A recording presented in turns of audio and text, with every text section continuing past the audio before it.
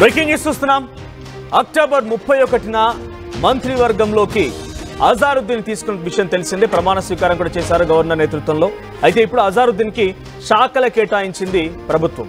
అజారుద్దీన్కి అటు ముఖ్యమంత్రి దగ్గర పబ్లిక్ ఎంటర్ప్రైజెస్ అంటే ప్రభుత్వ రంగకు సంబంధించినటువంటి ఎంటర్ప్రైజెస్ శాఖలతో పాటుగా మైనార్టీ వెల్ఫేర్ని కూడా ఆయన కేటాయించారు.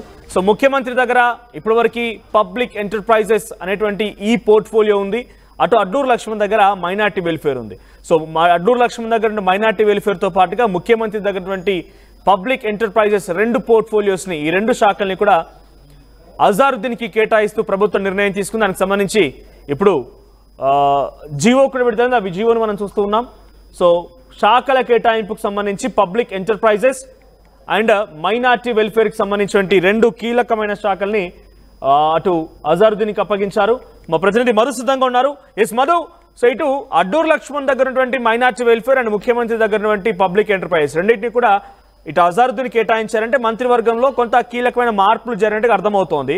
సో అజారుద్దీన్కి ఏ బాధ్యతలు ఉండబోతున్నాయి, మరి ముఖ్యంగా పబ్లిక్ ఎంటర్ప్రైజెస్ అని అంటే ఏ కీలకమైనటువంటి ఎంటర్ప్రైజెస్కి, ఏ కీలకమైన సంస్థలకి ఆయన బాధ్యతలు నిర్వర్తించబోతున్నారు, ఎలా ఉండబోతోంది? ఎగ్జాక్ట్లీ, మొత్తానికి శాఖ లేదు, శాఖ కేటాయించలేదు అనేటువంటి దానికి ముగింపు పలిగే ప్రయత్నం చేశారు.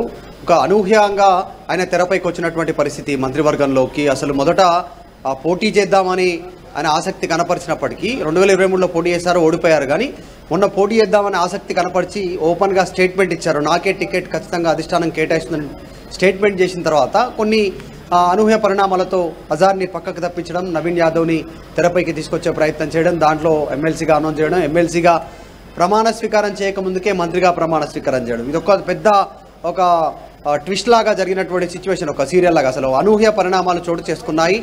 అనేక వివాదాలతో కూడినటువంటి రాజకీయ జీవితం, తర్వాత పర్సనల్ జీవితం, తర్వాత కెరియర్కి సంబంధించి క్రికెట్ జీవితానికి సంబంధించిన క్రికెట్ కెరియర్కి సంబంధించినటువంటి పరిస్థితులను అజారుద్దీన్ చూశారు. సో ప్రస్తుతం ఆయన ఏ దాంట్లో కూడా అటు ఎమ్మెల్సీగా కాకుండా ఇటు ఎమ్మెల్యేగా కాకుండానే డైరెక్ట్గా మంత్రిగా ప్రమాణ స్వీకారం చేసి మంత్రి అయినటువంటి పరిస్థితి. దానికి వేదిక జూబ్లీహిల్స్ ఉప ఎన్నిక అయింది. మాగంటి గోపీనాథ్ మరణం తర్వాత వచ్చినటువంటి ఉప ఎన్నిక ఆయన సడన్గా తెరపైకి వచ్చి మంత్రి అయిపోయి డైరెక్ట్ ఈరోజు శాఖ మంత్రిగా తీసుకున్నటువంటి పరిస్థితి. Minority welfare already Adluri Laxman దగ్గర శాఖ ఆయన రీసెంట్గా అడ్లూరి లక్ష్మణ్కు ఇచ్చినటువంటి ఆ శాఖను ప్రస్తుతం అజారుద్దీన్కి కేటాయించారు. తర్వాత పబ్లిక్ ఎంటర్ప్రైజ్కి సంబంధించినటువంటి శాఖ, రెండు శాఖలు కేటాయించారు. యాక్చువల్గా అజారుద్దీన్ హోంశాఖలు ఇవ్వాలి అనేటువంటి డిమాండ్ని కూడా అధిష్టానం ముందు, ముఖ్యమంత్రి ముందు పెట్టినట్టుగా తెలుస్తూ ఉంది. దాదాపు ఆయన వారం రోజులు అవుతుంది మంత్రిగా ప్రమాణ స్వీకారం చేసి. అయినప్పటికీ కూడా శాఖ కేటాయించకపోవడానికి గల కారణమే ఇది. శాఖ కేటాయింపుకు సంబంధించి ఒక సందిగ్ధత, నాకు కీలకమైన శాఖ ఇవ్వాలి అనేటువంటి డిమాండ్ తెరపైకి తీసుకురావడంతో ముఖ్యమంత్రి దగ్గర ఉంది ఆ శాఖ, ఇవ్వడానికి ససేమిరాని చివరికి మైనారిటీ వెల్ఫేర్ తర్వాత ప్లీజ్ రిపీట్ అంటే ఏ శాఖని అడిగారు ఆయన, ఏ శాఖలకి ఇస్తే బాగుంటుందని ఆలోచనతో ఉన్నారు ఆయన?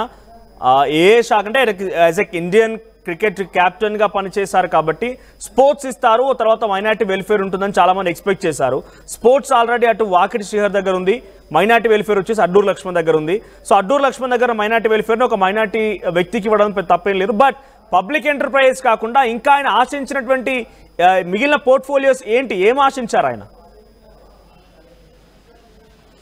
హోంశాఖ ఇవ్వాలి అనేటువంటిది మేజర్గా ఆయన ప్రతిపాదించినట్టుగా సమాచారం ఉంది. అధిష్టానం ముందు, తర్వాత ఇక్కడ రాష్ట్ర సంబంధించినటువంటి ముఖ్యమంత్రి ముందు కూడా ఆయన ఈ ప్రతిపాదన పెట్టినట్టుగా తెలుస్తూ ఉంది. కానీ కీలకమైనటువంటి శాఖలు హోము, ఎడ్యుకేషను, మున్సిపల్ అడ్మినిస్ట్రేషన్, ఈ మూడు కీలకమైన శాఖలు ప్రస్తుతం ముఖ్యమంత్రి దగ్గరే ఉన్నాయి. వాటిని ఇవ్వడానికి ఇష్టపడనట్టుగా తెలుస్తూ ఉంది. ఇన్ని మంత్రి పదవులను ఫుల్ఫిల్ చేసిన రీసెంట్గా వివేక్, అడ్లూరి, వాకిటి ముగ్గురికి మంత్రి పదవులు ఇచ్చినా కూడా ఈ మూడు శాఖలు తన దగ్గరే ముఖ్యమంత్రి ఉంచుకున్నారు. తర్వాత అజారుద్దీన్ మంత్రిగా ప్రమాణ స్వీకారం చేసిన తర్వాత కూడా కనీసం అప్పుడైనా హోంశాఖ ఇస్తారేమో అనేటువంటి దాంట్లో చర్చలో భాగంగా ఆయన అదే ప్రతిపాదించారు. అది కూడా చర్చ అదే జరిగింది. కానీ ఇవ్వడానికి సంసిద్ధత వ్యక్తం చేయనట్టుగా తెలుస్తూ ఉంది. ప్రస్తుతం మైనారిటీ పబ్లిక్ ఎంటర్ప్రైజ్ ఇచ్చారు. అయితే అజారుద్దీన్ హోమ్ ఇవ్వాలనేటువంటి డిమాండ్ తెచ్చినటువంటి పబ్లిక్ ఎంటర్ప్రైజెస్ అనేటువంటి ఈ పోర్ట్ఫోలియో కింద అజారుద్దీన్ విధులు ఏ రకంగా ఉండబోతున్నాయి, ఆయన ఏ కీలకమైనటువంటి సంస్థలకి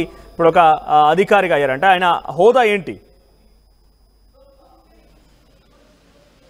మంత్రి ఆయన హోదా ప్రస్తుతం ఆయన మంత్రి హోదాలోనే ఈ రెండు శాఖలు ఆయన ఆధీనంలో ఉంటాయి. ఆయన వాటిపైన సమీక్షలు చేస్తారు, చర్యలు తీసుకుంటారు. పబ్లిక్ ఎంటర్ప్రైజెస్ కింద అసలు ఏమేమి వస్తాయి అనేటువంటిది ఇంకా డీటెయిల్ గా చూడాల్సినటువంటి అవసరం ఉంది. తర్వాత మైనారిటీ వెల్ఫేర్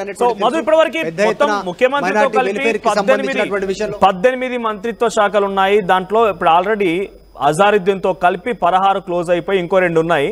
సో ఈ 2 ఎప్పుడు కేటాయించబోతున్నారు? డిసెంబర్ కల్లా పూర్తయ్యే అవకాశం ఉందా?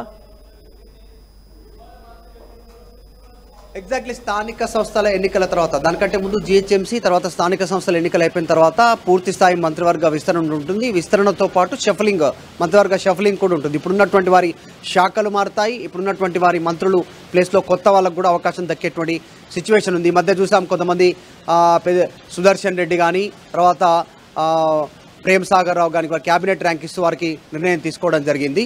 ఇవన్నీ ఉండగానే ఇంకా కొంతమంది ఆశిస్తున్నారు, వారికి అవకాశం దక్కేటువంటి సిచ్యువేషన్ కనిపిస్తూ ఉంది. అంతా పక్కన పెడితే అజారుద్దీన్ వ్యక్తిగత జీవితం నుంచి రాజకీయ కెరీర్ జీవితం అంతా కూడా అనేక మలుపులు తిరుగుతూ ఈరోజు ఏ సభలో, అటు పెద్దల సభలో ఇటు శాసనసభలో ఎక్కడ సభ్యుడు కాకుండానే డైరెక్ట్గా మంత్రి అయినటువంటి సిచ్యువేషన్. దానికి వేదిక జూబ్లీహిల్స్ ఉప ఎన్నిక.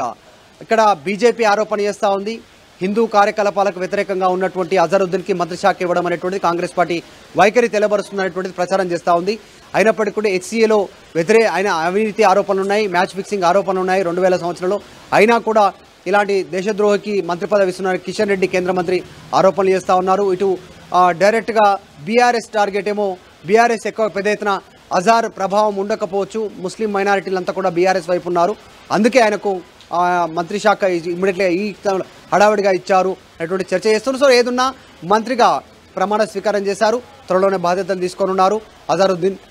నిజంగా ఒక రకంగా అజారుద్దీన్ అదృష్టవంతుడు అనుకోవాలి. తెలంగాణ రాజకీయాల్లో చాలామంది పోటీ పడుతున్నా, సీనియర్లు ఉన్నా, గెలిచినా, ఎమ్మెల్యేగా ఉన్నవారికి కూడా మంత్రి పదవి దక్కట్లేదు. కానీ మొదటి నుంచి కాంగ్రెస్ పార్టీ క్లారిటీగా ఉన్నటువంటి వారికి, క్షేత్రస్థాయిలో ప్రచారం చేసినటువంటి వారికి, కానీ అవన్నీ ఏమీ లేకుండానే డైరెక్ట్గా అజారుద్దీన్ మంత్రి అయిపోయినటువంటి సిచ్యువేషన్ జూబ్లీహిల్స్ ఉప ఎన్నిక కల్పించిందనేటువంటి చర్చ ఉంది. సో త్వరలోనే ఆయన బాధ్యతలు తీసుకొని ఉన్నారు. Right, thank you Madhu. So మొత్తంగా ఇటీవల మంత్రిగా ప్రమాణ స్వీకారం చేసిన అజారుద్దీన్కి అటు పబ్లిక్ ఎంటర్ప్రైజెస్తో పాటుగా మైనార్టీ వెల్ఫేర్ శాఖల్ని కేటాయిస్తూ నిర్ణయం తీసుకుంది ప్రభుత్వం. సో ప్రస్తుతానికి ఈ 2 శాఖలకి ఆయన కీలకమైనటువంటి బాధ్యతలు తీసుకున్నారు. అటు ముఖ్యమంత్రి దగ్గర నుండి పబ్లిక్ ఎంటర్ప్రైజెస్, అడ్లూరు లక్ష్మణ్ దగ్గర నుండి మైనార్టీ వెల్ఫేర్ రెండింటిని కూడా కేటాయించారు. మరో 2 మంత్రి పదవులు బ్యాలెన్స్ ఉన్నాయి. ఈ మంత్రి పదవుల్ని స్థానిక ఎన్నికల తర్వాత పూరించాలనేది ప్రభుత్వం భావిస్తోంది.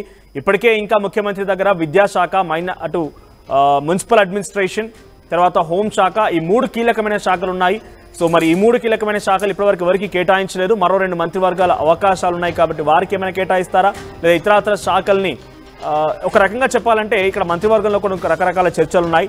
ప్రియారిటైజ్డ్, నాన్ ప్రియారిటైజ్డ్ అని చెప్పి.